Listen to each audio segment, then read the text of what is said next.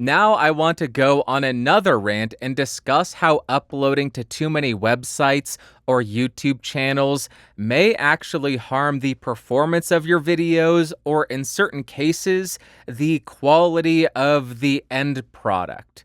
I recently had a shift in thinking because in the past, or even currently, I am running 3 websites. I run podcastage.com, I run geeksrising.com, and I run bandrewscott.com. Whenever I make a microphone review video, I publish that to podcastage.com. Whenever I make a podcast episode, I publish that to geeksrising.com. And whenever I make anything, microphone review, podcast, personal video, anything, I will publish that to bandrewscott.com. What that means is I have the exact same content published on Podcastage and bandrewscott.com, and the exact same content published on geeksrising.com and bandrewscott.com. The reason that I think this needs to change, or why I have changed it, is number one, I just waste more time scheduling and posting the exact same thing to multiple websites. Because I have such limited time, that leads to the tags, the SEO being worse on both posts.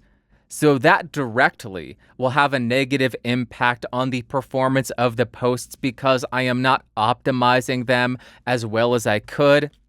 I'm not adding any write-up to either of them, which is of any use to anybody out there. I'm just throwing the exact same YouTube description on both of them. So that is a direct way that it harms the content.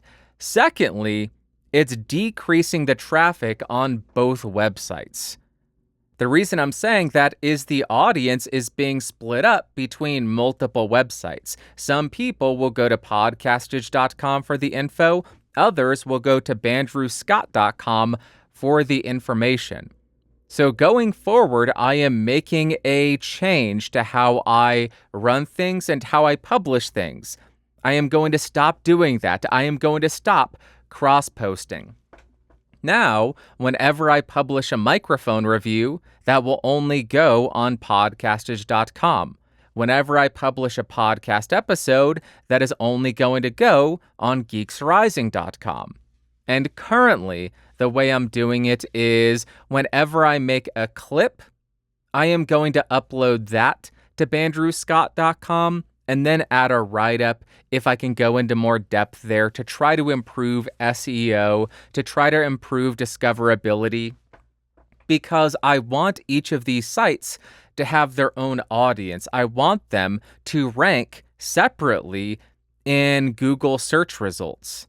As it was before, if somebody searched up U87 microphone review, I would have 2 websites battling for attention.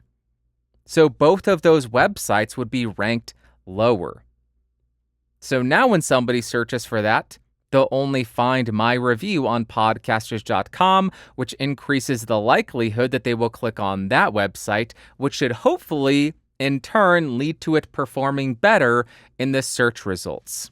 This kind of goes back to the idea of YouTube channels and the question that I constantly ask myself: why am I uploading similar content to 4 different channels when I could be spending all of that time and all of that effort uploading to a single YouTube channel, which would allow me to make higher quality content, aka better videos, and then in turn, hopefully, get better results, meaning more viewership, more subscriber growth, and maybe, if we're lucky, more revenue.